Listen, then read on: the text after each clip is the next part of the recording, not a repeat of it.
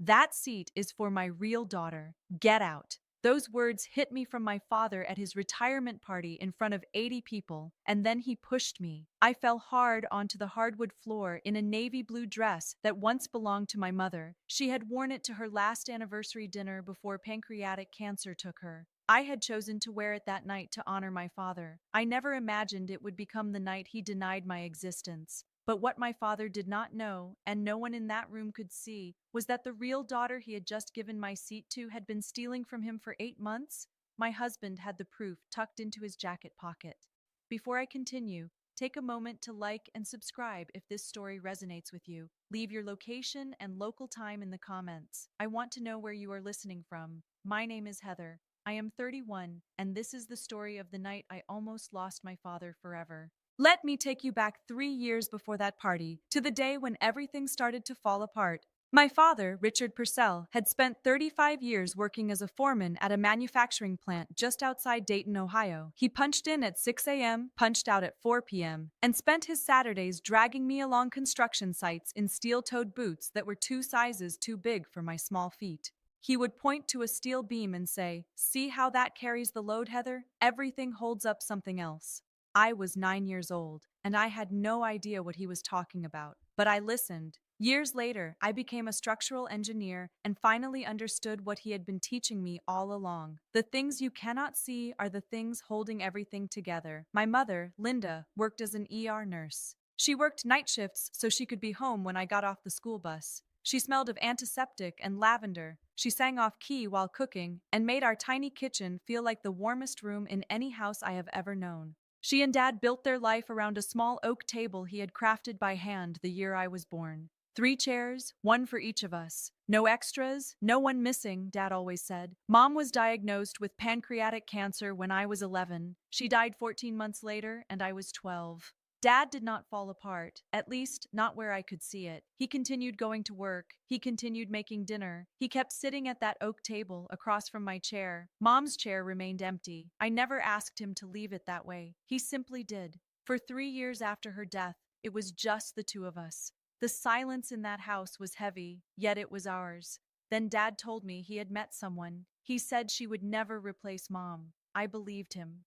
Victoria Ashford walked into our lives wrapped in cream-colored cashmere and wearing a practiced smile. She was attractive, polished, divorced, and she had a daughter named Brooke, who was 2 years younger than me. Dad introduced them over dinner in our house, and Victoria brought a bottle of wine that probably cost more than everything in our refrigerator combined. I will give her credit. At first she tried. She asked about my classes, complimented the curtains Mom had chosen, and even offered to teach me how to drive, which Dad thought was generous. I said, "No, thank you. I already have my permit." They married when I was 15, in a small ceremony. Victoria wore ivory, and I wore the black dress Mom had bought me for 8th grade graduation, because it was the only formal outfit I owned. Nobody commented on it. Within 6 months, small changes started to happen. Victoria replaced the oak table with a marble dining set. "Something more modern," she said. Dad agreed. The old table went to the garage. The first Thanksgiving after the wedding, I came downstairs, and my chair, the one Dad had carved my initials into when I was 8, was gone. "We needed a matching set," Victoria explained, smoothing a linen napkin across the new marble surface. Around that time, Brooke moved in full-time. She took the guest room, which Victoria redecorated with sage wallpaper and a new vanity. Brooke was 13, talkative, eager. She called Dad from the first week, and Dad, who had not shed a tear since Mom's funeral, got misty-eyed and hugged her at the new dinner table. I watched silently from the kitchen doorway. That was my first mistake. I left for college at 18, Clemson, studying structural engineering on a full academic merit scholarship. Dad drove me to campus, helped me carry my boxes, and stood in the parking lot for a long time after I told him I would be fine. Victoria stayed home, claiming a migraine. Every time I returned for a break, something else had changed. Mom's photos moved from the living room wall to the hallway, then to a shelf in the basement. Her recipe box disappeared from the kitchen counter. Her garden, planted with coneflowers and black-eyed Susans before she became sick, was replaced with ornamental grasses that never bloomed. My bedroom became Victoria's yoga studio. When I asked about my things, she pointed to 3 cardboard boxes in the garage, stacked beside Dad's old oak table. We needed the space, sweetheart. Brooke's doing online classes and needed a quiet room, she said. Brooke already had a quiet room, but I did not argue. That became the pattern. Victoria would take small things and frame it as practical, and Dad would go along because arguing over curtains or chairs felt trivial to him. He was a foreman. He solved real problems, load-bearing problems. He did not have time for domestic disputes. I met Marcus at a structural engineering conference when I was 25. He was a forensic accountant presenting on construction fraud investigations. We talked for 3 hours about how numbers lie and how buildings do not. We married 2 years later in a courthouse ceremony with 12 guests. Dad came and walked me down the aisle. Victoria also came but left before the cake cutting, complaining of a headache. The last time Dad looked me in the eye was outside the courthouse. He squeezed my hand and said, "Your mom would have liked him." That was 4 years ago. 3 years before the retirement party, I was managing a bridge inspection in Tennessee when Christmas approached. The project was behind schedule. The contractor had cut corners on the expansion joints, critical, load-bearing issues that could have cost lives. I could not leave until the county approved the remediation plan. I called Dad on December 23rd to explain. Voicemail. I left a message. "Hey Dad, I'm stuck on a job site. I am so sorry I cannot make it home for Christmas. I will come in January. I love you. Merry Christmas." No response. I texted on Christmas morning. No reply. I called again on New Year's Day. Voicemail. I called the landline. Victoria answered, voice cool and flat. "Heather, your father said he does not want to talk right now. You should respect that." I did. I gave him space. I called again the next week and the week after, every week for the next 3 years, 147 calls, 42 texts, no response. I never stopped trying, but I also never drove to the house demanding answers. Twice I tried. Both times Victoria blocked me at the door. "He does not want to see you, Heather. Please stop making this harder than it has to be." I could have forced my way in. I could have caused a scene, but I would not beg. If Dad wanted me out of his life, I would accept it. My pride would not let me beg, and Victoria knew exactly how to use it. 8 weeks before the retirement party, Marcus got a phone call from an unknown number. A woman's voice, older, careful. "Is this Marcus Purcell? I am Donna Webb. I work in benefits administration at your father-in-law's company. I need to speak with you about some paperwork." Marcus did not tell me immediately. The invitation finally arrived in my work email, not from Victoria, not from Dad, but from the company's event coordinator, a mass email to all family contacts. "You are cordially invited to celebrate the retirement of Richard Purcell, 35 years of dedicated service. Willowbrook Country Club, Saturday, 6 p.m., black tie optional." I stared at the screen for 20 minutes. Marcus came into the kitchen, saw my face, and sat down across from me. "You should go," he said. "He has not spoken to me in 3 years. That is exactly why you should go. This may be your only chance to see him in a room full of people." The way he said "a room full of people" felt deliberate, but I did not ask why. I was too busy deciding what to wear. I chose the navy blue dress, Mom's dress. She had worn it to her 20th wedding anniversary dinner, her last before her diagnosis. It was simple, boat neck, 3/4 sleeves, hem just below the knee. I had it taken in at the waist, but it still carried her fabric, her scent, faint traces of her perfume. I wore it for Dad because Mom could not be there. I wanted some part of her with me. Marcus drove us. Willowbrook Country Club was at the end of a long private drive. Stone columns, golf course stretching into the dusk, valet parking. Inside were crystal chandeliers, linen tablecloths, a podium with a mounted photograph of Dad shaking hands with the company CEO. Everything gleamed and looked staged. I found the seating chart at the entrance. The head table read, Richard Purcell, Victoria Purcell, Brooke Ashford, 3 senior colleagues. My name was nowhere. Aunt Janet was placed at the farthest table from the front, near the kitchen doors. I should have walked away, but I had spent 3 years wondering if Dad still remembered my name. I needed to hear it from him, even if it hurt. Victoria met us in the foyer, wearing a charcoal Hermes scarf over a fitted black dress. Her smile hit me like a flash of light, bright, sudden, gone. "Oh, Heather, I did not think you would actually come." "The invitation said family," I replied. Of course, she said, touching my elbow and steering us through the hall. Not to the head table, not to Dad. She guided us to a two-top near the back wall, wedged between a pillar and the service corridor. No nameplate, no centerpiece, just two chairs and a bread basket. I sat down. Marcus sat across from me. Neither of us touched the breadbasket. From my seat, I could see my father at the head table. His Cartier watch caught the light, a gift from Victoria for their 10th anniversary. Brooke sat on his right side, leaning into him, her hand resting lightly on his arm. She wore a blush-colored cocktail dress and a Tiffany pendant. Her hair was styled in perfect curls, as if she had just stepped out of a salon. She looked like a daughter. She looked like she belonged. For 1 second, our eyes met across the room. I waited for something. Recognition, guilt, confusion, anything. But he turned away, back to Brooke, back to the table where my name did not exist. A hand squeezed my shoulder. Aunt Janet. She had crossed the entire room, weaving between tables with her reading glasses perched on her head. She leaned close enough that I could feel her breath on my ear. I am glad you came, honey. There are things you need to know. She squeezed my hand again, and 4 words dropped into the space between us, like stones into water. They changed his papers. Before I could ask her to explain, Victoria took the podium. She tapped the microphone twice, and the room fell silent. Good evening, everyone, she said. Tonight we celebrate the most incredible man, husband, and father I have ever known, Richard Purcell. Applause. Victoria smiled. Behind her, the projector screen came to life, a slideshow flashing 35 years of my father's career into 100 photographs. Dad on the factory floor. Dad shaking hands with executives. Dad at company picnics.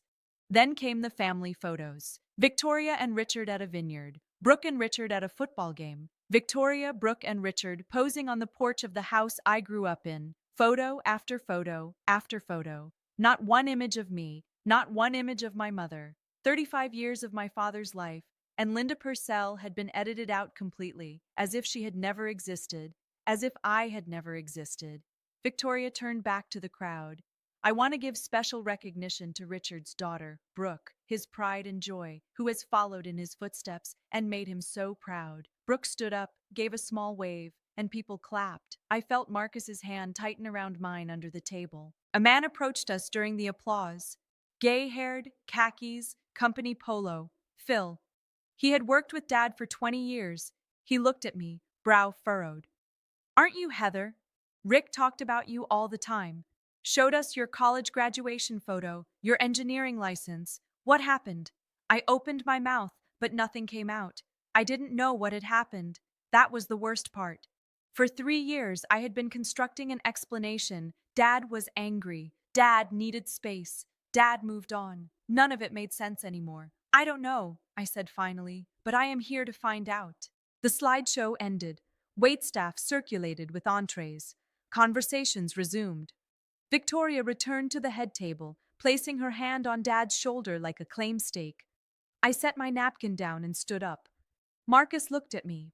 Are you sure? He asked. I had not driven 4 hours to eat bread rolls in a corner. I walked straight through the center of the room, past Phil's table, past middle managers and their wives, past the company VP, who paused mid-sentence to watch me pass. 80 people. I felt every pair of eyes follow me, like I was walking across a courtroom floor. The head table was on a low platform, 6 inches high, just enough to feel like I was stepping onto a stage. I stepped up. Brooke saw me first. Her smile faltered. One empty chair sat at the far left end of the table, belonging to a colleague who had not shown up. I stood beside it, hand resting on the back. Dad, I said. Richard looked up, jaw tight. It's been 3 years, I continued. Can we talk? Silence fell across the head table. Victoria leaned in and whispered something to Richard. I could not hear, but I saw his expression harden. Whatever she said reinforced the wall she had spent 3 years building. Dad pushed back his chair and stood. He was 61, broad-shouldered, still carrying the posture of a man in command. He looked down at me, and I saw nothing. No warmth, no recognition, no conflict, just a stranger wearing my father's face.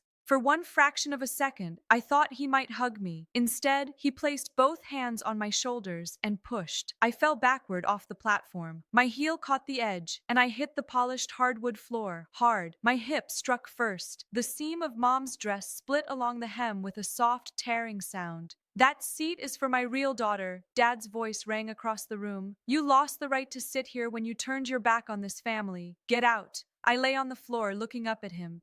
Behind him, Brooke slid into the empty chair, my chair, the one I had walked across the room to reach.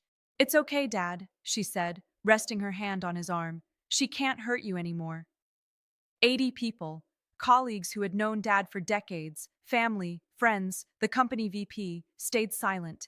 Nobody moved, nobody spoke, forks hovered, conversations died mid-syllable. I sat on the cold hardwood, the fabric of Mom's dress pressing against my skin. My clutch had fallen open beside me, spilling the contents. Half of a photograph lay on the floor. Me at 5 years old, sitting on Dad's shoulders at one of his construction sites, hard hat on, grinning so wide, my eyes disappeared. He was laughing. I had carried that photo everywhere. I did not cry. I stared up at the man who had taught me how buildings stand, and I saw something terrible in his face. Certainty. He was sure he was right. Victoria had spent 3 years making that certainty absolute. I placed my palms flat on the floor and began to push myself up. One step from the door. I was ready to walk out and never come back. Then I heard a chair scrape back. It was not mine. It was Marcus. I was still on one knee when he stood from our corner table. He did not rush. He buttoned his suit jacket in a single precise motion, adjusted his cuffs, just as he always did before presentations at his firm. That was his tell. It meant he was about to act in a way that left no room for argument. Victoria noticed him first. Her eyes flickered, a brief crack of alarm, immediately masked by a polished hostess smile. Marcus, she called out, loud enough for the room to hear. I think it's best if you take Heather home. She's had a long night. Marcus did not look at her. He walked past the center tables, past Phil, past murmuring guests, unsure whether to stare or look away. He reached me and offered his hand. I took it. He steadied me, noticed the torn hem of Mom's dress, and his jaw tightened. For a single second, I saw a flash on his face that was not calm. Then he set it aside. He turned toward the head table, toward my father. Mr. Purcell, he said conversationally, calm, deliberate. I am Marcus, your daughter's husband, the daughter you just pushed to the floor. Richard's face hardened. I have nothing to say to you. Take her and leave. Marcus continued evenly. I understand, sir. But before we go, I have one question. When was the last time you personally picked up your phone and checked your messages? Richard blinked. What? A simple question, sir, Marcus said. Victoria rose so fast her chair scraped the platform. Marcus, this is not the time or place. Actually, Mrs. Purcell, Marcus said, still addressing Richard, this is exactly the time and place. I need to pause here. At that moment, I was ready to leave, ready to let Dad live the life Victoria had built around him. But Marcus had been quiet all evening, sitting at the corner table, holding something in his jacket pocket that nobody in the room knew about, something that would change everything. Before I reveal what happened next, if this story has hit you personally, hit the like button. If someone has ever stood up for you when nobody else would, share it in the comments. Now, here is what Marcus did. While Marcus stood at the head table, Victoria's recovery was almost flawless. She turned to the room, palms open, voice warm, apologetic, the gracious hostess controlling the narrative. Everyone, I am so sorry for this disruption. Please enjoy your dinners. This is Richard's night. She placed her hand on Dad's shoulder, leaned in. The table microphone caught her whisper. See, I told you, she only comes around when she wants something. Dad nodded, gripping his napkin until his knuckles whitened. He had just shoved his daughter in front of every colleague he had ever respected. I saw the adrenaline drain from him, replaced by what looked like doubt. Brooke filled the silence. She leaned into Richard and spoke loud enough for surrounding tables. I am here, Dad. I will always be here. She rubbed his arm. A few guests offered sympathetic smiles, the beautiful daughter comforting the beleaguered father. From near the back, Donna Webb, a silver-haired woman I had never met, watched the scene with an unreadable expression. She caught Marcus's eye and gave a small, deliberate nod. I did not understand what it meant yet. Phil broke the hush at his table. That was wrong, Rick. His voice was low but firm. That girl drove 4 hours to be here. Dad did not answer. Victoria pressed on, lifting her champagne glass to Richard and the family that had chosen to stay. A scattering of glasses rose in polite, uncomfortable toasts. The kind of toast people give because refusing would require courage nobody in that room had summoned yet. Nobody except Marcus. Victoria stepped down from the platform and crossed the room toward me. She moved with the precision of someone who had rehearsed every step. Chin up, smile fixed, heels clicking in a clean rhythm on the hardwood floor. She stopped 3 feet away from me, smoothed her Hermes scarf, and lowered her voice. Heather, sweetie, I think it's best if you leave quietly. You've already embarrassed your father enough for one evening. I had been embarrassed. He had pushed me to the floor.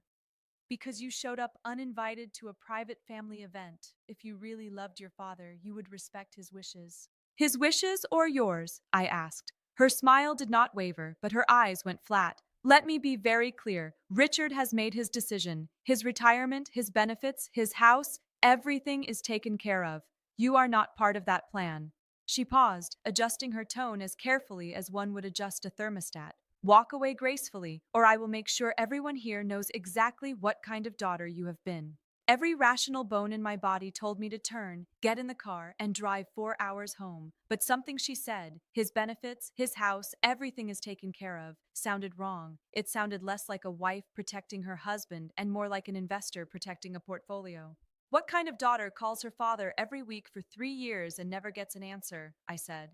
Victoria's face changed. Fast, a half second of something raw and startled. Then the mask slid back into place. She knew about the calls. She had known the entire time. Marcus had been watching from the center of the room. I did not know it then, but he had been waiting for this exact moment, the moment Victoria would overplay her hand. He later told me the plan had never been to confront her directly. The plan was to confront my father. Victoria was just the obstacle. Marcus walked toward the head table with a slow, deliberate pace that made people stop mid-chew. Every step measured, hands at his sides. He passed Victoria without a glance and stopped directly in front of Richard.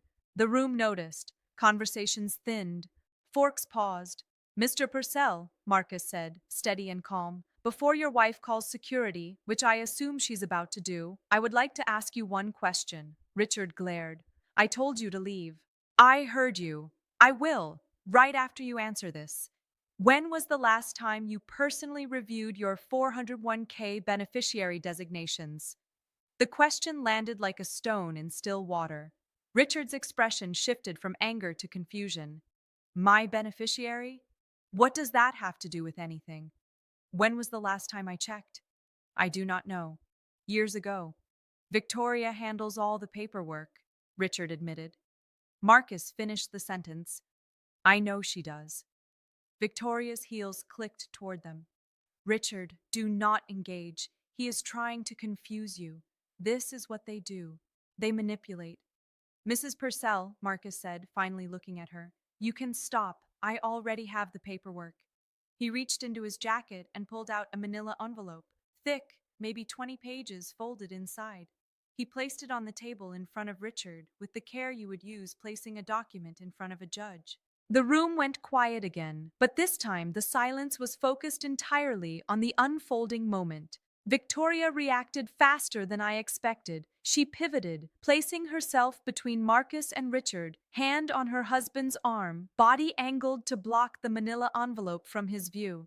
Richard, listen to me. They are trying to ruin your night. This is your retirement, 35 years, and they want to turn it into some kind of courtroom drama. She turned to the nearest guest, wide eyes, apologetic. I am so sorry, everyone. Heather has always been difficult. We have tried everything. A few people shifted uncomfortably in their seats. One woman patted Victoria's arm. The narrative started tilting in her favor again. I stood near the coat check, watching Marcus hold his ground while Victoria performed the most convincing act of victimhood I had ever seen. I felt the fight inside me draining. She was too good at this. Then I noticed something. The manila envelope on the table had opened slightly under the weight of its contents. Inside, 2 documents sat side by side, different fonts, different dates. I could not read the text from where I stood, but I recognized the layout. Beneficiary forms. I had seen them before during our own life insurance paperwork. Marcus had spent a late night at our kitchen table 2 weeks ago comparing two forms. When I asked what he was doing, he said, "A case. I am not sure yet. I need to verify it." He had not been working on a case. He had been working on this. "Mr. Purcell," Marcus said quietly, "I am not here to ruin your evening. I am here because someone has been systematically dismantling your financial future, and you do not know it yet." Victoria's voice shot up. "Richard, tell him to leave." Richard's hand hovered over the envelope. He had not opened it, but he had not pushed it away either. "Even if this is true," he said slowly, "what does Brooke have to do with my retirement account?" "She owes $180,000 from a failed startup," Marcus said. "Did you know that?" Richard's head swiveled toward Brooke. She was still in the chair she had taken from me. Her face went pale. "That is not true. He is lying, Dad." "Of course he is lying." Victoria pressed closer to Richard's side. "He is an accountant. They twist numbers for a living." Marcus did not flinch. "I am a forensic accountant. Actually, checking numbers for accuracy is literally my job. I spend my days identifying when financial documents have been altered." He let that hang for a moment. "Sir, may I show you what is in this envelope? That is all I am asking. 60 seconds of your time." The room had gone completely silent. Richard stared at the envelope. Victoria stared at Richard. Brooke stared at the tablecloth. "Even if Brooke has debt," Richard said, "that is her business. What does it have to do with me?" 8 months ago, Marcus said, someone submitted a change of beneficiary form on your 401k and pension. The original form named Heather Purcell as the primary beneficiary at 50%, the estate of Linda Purcell at 50%. The new form names Brooke Ashford as the sole beneficiary, 100%. Richard's mouth opened, then closed, then opened again. "That is impossible. I never signed anything." "I know you did not, sir," Marcus said. He opened the envelope and placed the two forms on the white linen tablecloth side by side. Richard looked down. His face changed slowly, like a man watching a house he built start to tilt on its foundation. The form on the left, dated 12 years ago. Beneficiary, Heather Purcell 50%, estate of Linda Purcell 50%, the signature unmistakably his, looping R, heavy downstroke on the P, everything exactly as it had been for 30 years. The form on the right, dated 8 months ago. Beneficiary, Brooke Ashford, 100%. The signature, Richard picked it up, held it close, then pulled it back. Lips moving, sounding out letters. "This is not my signature. The R is wrong. I always loop the R. This one is straight. I have never written my R like that." "I know," Marcus said. Victoria stepped forward. "Richard, those documents are fabricated. Marcus printed them himself. You cannot possibly." "I have seen my handwriting for 63 years. Richard's voice was thin, stripped of the anger he had carried all evening. Bewilderment now. "This is not my name." Brooke scraped her chair back and stood. "Dad, they are setting us up. This is what Heather does. She manipulates." "Sit down, Brooke," Richard said calmly. He did not raise his voice. He was still staring at the second form, turning it over in his hands like a man discovering termites in a beam he thought solid. Victoria tried one last angle, soft, almost tender. "Richard, you signed these papers yourself. You just do not remember. Retirement is overwhelming, honey. Your mind?" "My mind is fine," he said, setting the form down. He looked at Marcus, at Victoria, across the room at me, still standing near the coat check in my mother's torn dress. Then, from a far corner, a chair scraped back. Donna Webb rose. She was 58, had worked in benefits at Dad's company for 22 years. Sensible flats, reading glasses on a chain, leather folio in hand. She believed in paper trails the way some people believe in prayer. She had processed every benefits enrollment, every insurance claim, every retirement form Richard Purcell had filed since he was 39. She crossed the room without hurrying. "Excuse me," she said. "I think I need to add some context here." Victoria turned sharply toward her. "Donna, this is a private family matter. It has nothing to do with—" "Ma'am," Donna said, calm but firm. "I've been Mr. Purcell's benefits coordinator for 22 years. When someone submits a change to an employee's retirement beneficiary with an irregular signature, that is a company matter." The room sharpened. Guests who had wavered between sympathy for Victoria and curiosity about Marcus now sat up straighter, eyes fixed. Donna opened her folio. 8 months ago, a change of beneficiary form was submitted for Mr. Purcell's 401k and pension accounts. It arrived via email, which is unusual because in 22 years, Mr. Purcell has never once submitted paperwork electronically. He always came to my office in person. Richard nodded slowly. That's right. I always came to you, Donna. I flagged the discrepancy with HR 2 months ago, Donna continued. The signature didn't match our records, and the email it was sent from was a personal Gmail account, not Mr. Purcell's company email. I reached out to Marcus because he's listed as Heather's emergency contact and next of kin. I thought the family should know. Victoria's voice went thin. You had no right. I had every obligation, Donna said evenly. I've watched this man build his retirement for 30 years. I wasn't going to watch someone dismantle it with a forged signature. Marcus reached into the envelope again and pulled out another stack of pages, rows of dates, times, and phone numbers. Mr. Purcell, he said, voice quiet but commanding. Your wife told you that Heather never calls, that she turned her back on this family, that she didn't care. Marcus placed the printout next to the beneficiary forms. These are Heather's phone records for the past 3 years, obtained directly from her carrier. 147 outgoing calls to your number, 42 text messages every week, sometimes twice a week, for 36 consecutive months. Richard picked up the printout. His finger traced the columns. Call after call, date after date, every Sunday, almost without exception. That can't be right, he said. My phone never rang. I never saw. Check your phone, sir, Marcus said gently. Go to settings, blocked contacts. Richard fumbled with his phone, navigating menus with clumsy swipes. He found a single blocked number. The area code matched Heather and Marcus's city. Richard looked up, eyes moving to Victoria. And for the first time that evening, I saw the man I remembered. The foreman who could spot a cracked weld from 30 feet away. The man who trusted what was in front of him more than what anyone told him. You blocked her, he whispered.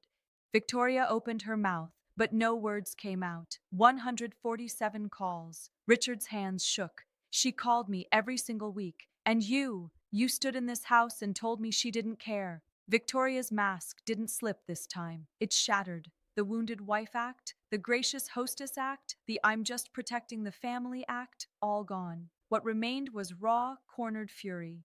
Fine, yes. I blocked her number because Heather was toxic, Richard. She was trying to control you. She was trying to control you. She was trying to turn you against me and Brooke, and I was protecting this family from. She was my daughter, Richard said, voice breaking. Not a shout, something worse. A crack through concrete. Victoria charged forward. She was trying to confuse you. Every time she called, you got confused, you got sad. You started asking about Linda, the old house, about things I spent years helping you move past, helping me move past your dead wife, helping you heal. Brooke tried to intervene. Mom, stop. Just stop. Victoria wheeled on her own daughter with a ferocity that made Brooke flinch. Don't you dare. Everything I did, every single thing was for you, because your father left us with nothing, and I had to make sure that she. But the sentence was already in the air, like smoke, I thought. Richard stared at her. Had to make sure what, Victoria? That Brooke would be taken care of, Victoria said, voice dropping as the fight left her as quickly as it had flared. Brooke's father abandoned us. He left us with debt and nothing else. Her company failed. She owes more than she'll ever be able to pay. I had to think about her future. I had to. So you stole mine, Richard said quietly. I redirected it for our family, Victoria whispered. Our family, Richard repeated the words slowly, tasting them like something spoiled. You erased my daughter, forged my name, looted my retirement fund, and you call that family? Victoria had no answer. For the first time in 16 years, she had nothing to say. Aunt Janet stood from the back of the room. She didn't rush. She didn't raise her voice. She walked to the center and faced her brother with the calm, steady expression of a woman who had been waiting a very long time.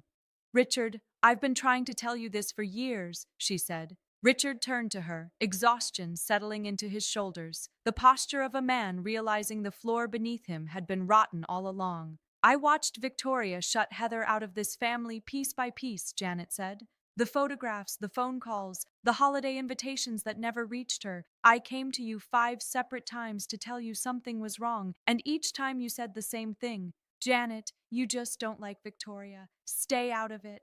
Richard, you pushed your daughter to the floor tonight in front of everyone you've worked with for 35 years. You need to sit with that. Phil nodded. A few others did too. Quiet, weighted nods that didn't need words. Richard lowered himself back into his chair at the head table. He set his phone on the linen cloth, still showing the blocked contacts list. His hand rested on the printout. 147 calls mapped in black and white. The Cartier watch glinted under the chandelier. He didn't look at Victoria. He didn't look at Brooke. He looked at the empty space in front of him, the space where the retirement speech, the champagne toasts, the proud family portrait should have been. All gone, replaced by paper trails and silence.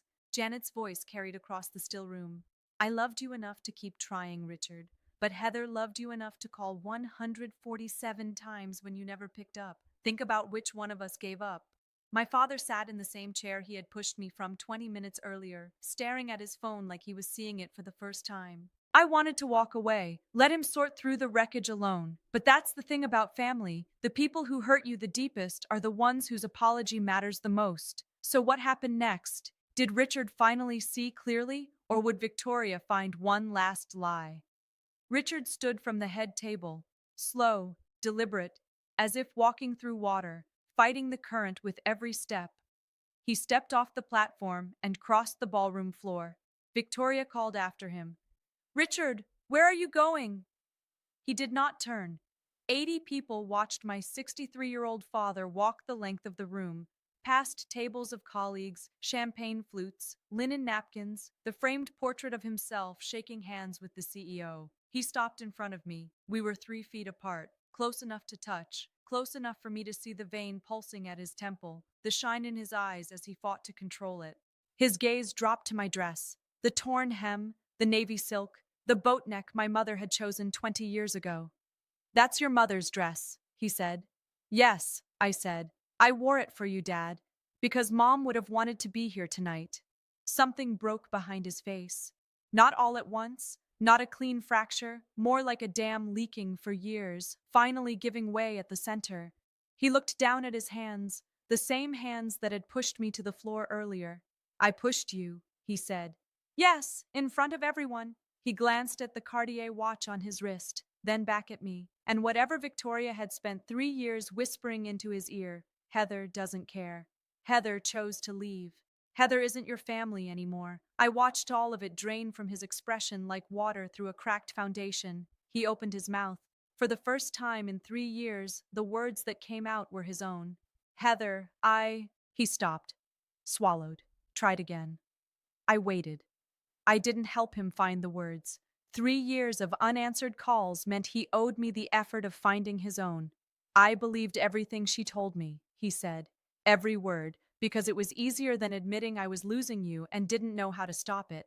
After your mother died, I didn't know how to be a father on my own. Victoria made it simple. She handled everything, and I let her, because handling it myself meant facing how badly I was failing at all of it. He turned back toward the room. 80 faces stared. I owe my daughter an apology, he said, loud enough for the back tables to hear. Not just for tonight, but for 3 years. I let someone convince me that the one person who never stopped reaching out had given up on me. That's on me, Victoria lied. But I chose to believe her because the lie was more comfortable than the truth. He faced me again. I'm sorry. I'm sorry I pushed you. I'm sorry I didn't answer your calls. I'm sorry I let them take your mother's pictures off the wall. My throat tightened. My eyes burned. But I didn't collapse into him. I didn't throw my arms around his neck and say it was all fine. I accept your apology, Dad, I said. But accepting an apology and trusting you again are 2 very different things. We have a long way to go. He nodded slowly. I know. Good. Then this is where we start, not where we finish. He nodded again, and the smallest thing shifted, like a load recentering on a beam that had been off balance for years. Victoria was not finished.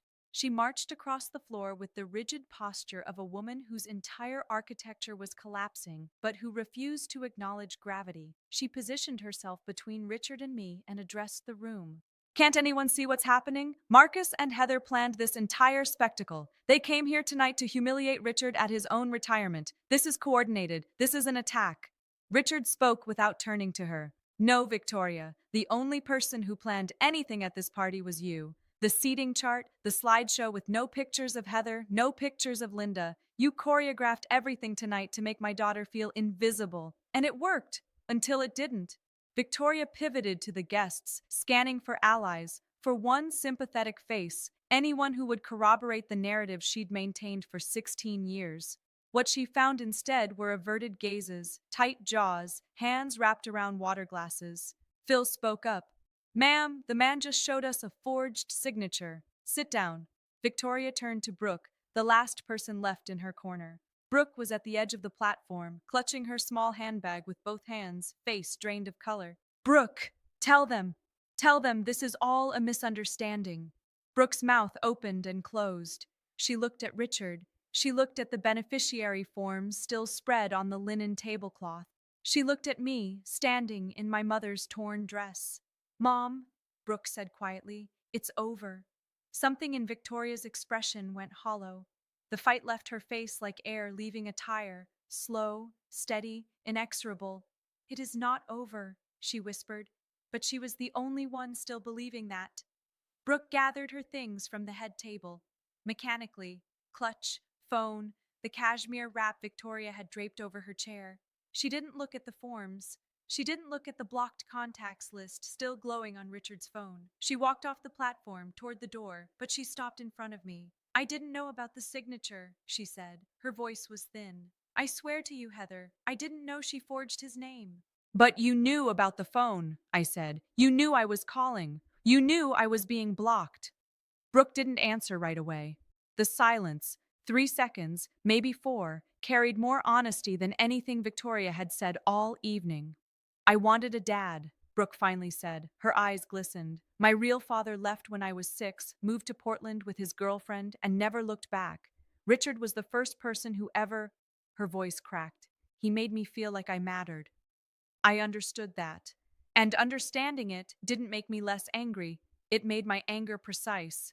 I understand wanting a father, Brooke, but you don't get one by erasing someone else's daughter. She held my gaze for a long moment, then nodded, a small, tight movement, and walked toward the exit. Victoria called after her, sharp, desperate. Brooke! Brooke!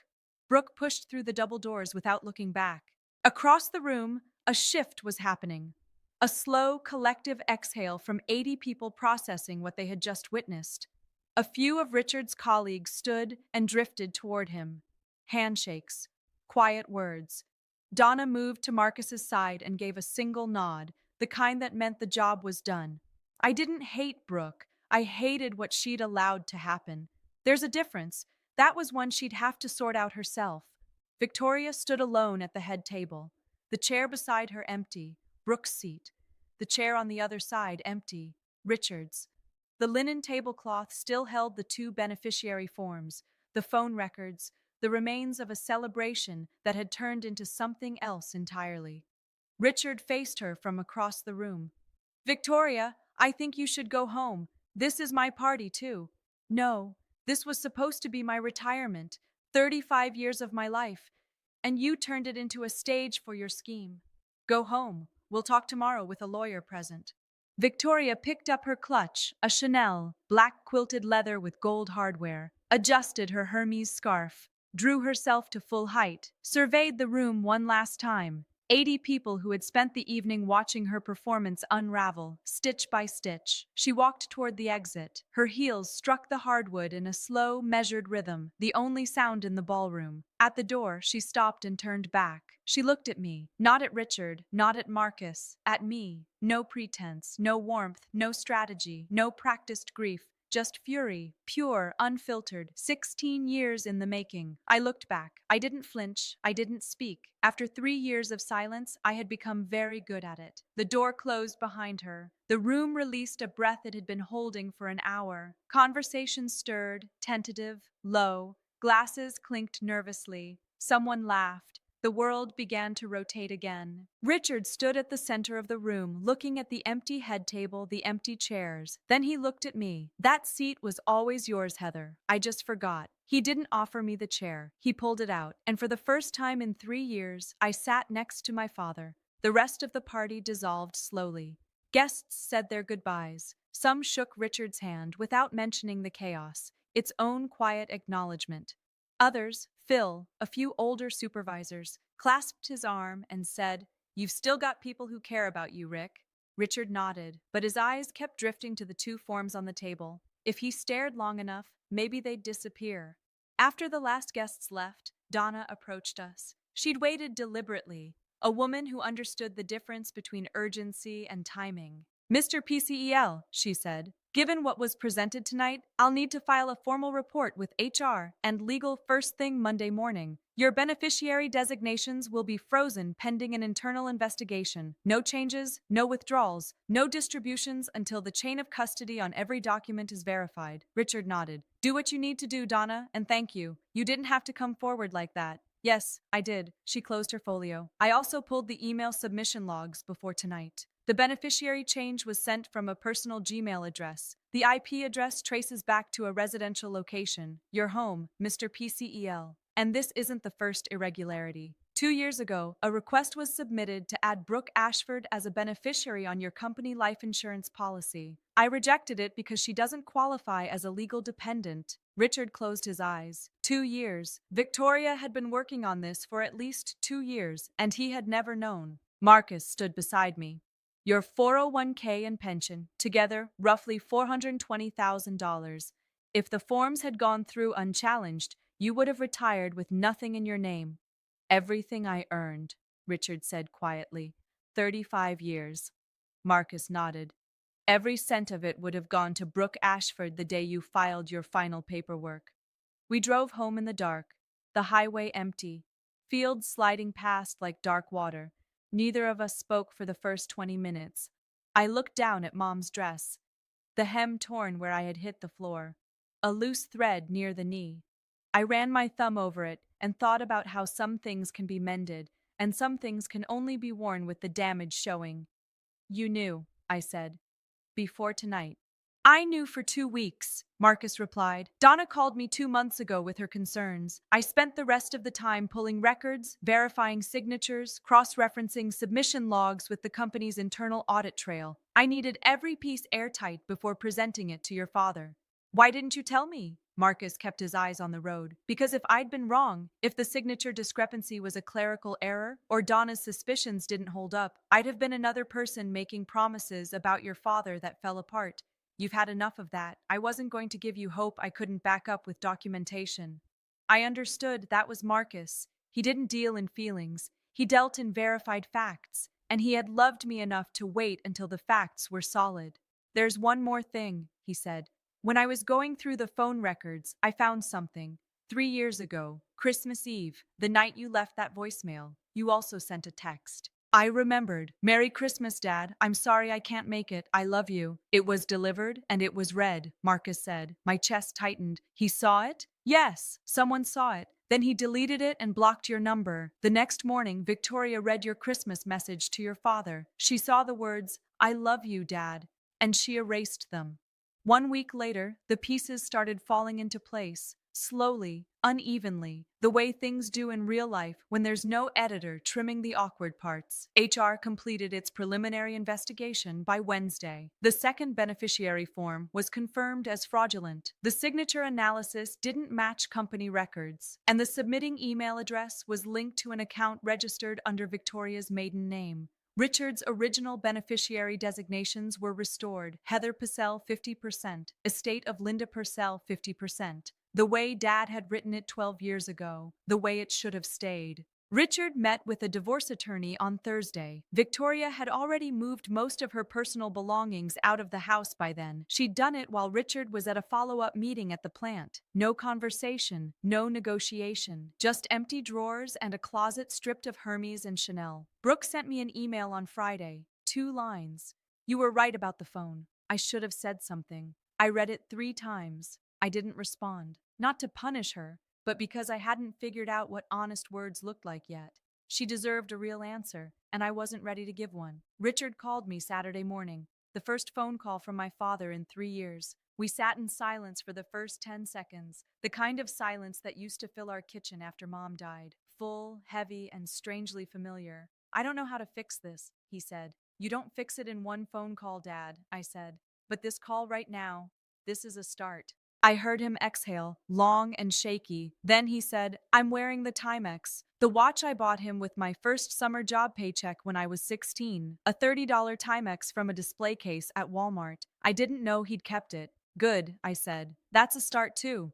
2 weeks after the party, I pulled into my father's driveway for the first time in 3 years. Marcus waited in the car. Take your time, he said. I'll be here. The front door was unlocked. I stepped inside. The house smelled different. Not bad, just different. Victoria's candles were gone. The ornamental grasses she'd planted were still in the yard, but someone had set a single pot of black-eyed Susans on the porch railing. Mom's flower. Dad must have bought them at the nursery. The marble dining table was gone. In its place, in the middle of the kitchen, sat the oak table. Dad had pulled it from the garage, sanded it down, and refinished it. The grain was darker, seasoned by years of storage. The joints were tight, the legs level. When I ran my hand across the surface, I could feel the grooves from 1,000 family dinners. I found my chair, the one with my initials carved into the back. HP, scratched in with a pocket knife by a man who wanted his daughter's name in the wood, so she'd always know where she belonged. The chair wobbled slightly. Dad had re-glued the leg, but the joint wasn't perfect. Some of the scratches won't come out, he said from the kitchen doorway. That's okay, Dad. Neither will some of mine. He poured 2 cups of coffee in plain ceramic mugs. No Wedgwood china, no marble, just 2 cups on an oak table in a kitchen that was beginning to remember what it used to be. On the wall behind him, a framed photograph of my mother, Linda Purcell, smiling where she belonged. I glanced at Dad's phone resting on the table.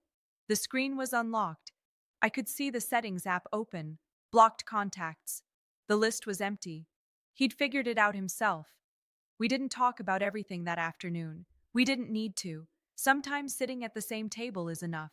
People ask me if I've forgiven my father. The honest answer is that forgiveness isn't a switch. It's more like physical therapy. Repetitive, uncomfortable, measured in millimeters instead of miles. Some days I wake up and I'm fine. Some days I remember the floor, the hardwood, the sound of my mother's dress tearing, and I have to decide all over again whether I'm going to carry that or set it down. Here's what I've learned, not as advice, but as something I had to figure out the hard way. Forgiving someone doesn't mean pretending it didn't happen. It means stopping them from letting their worst moment dictate every moment that comes after. My father pushed me.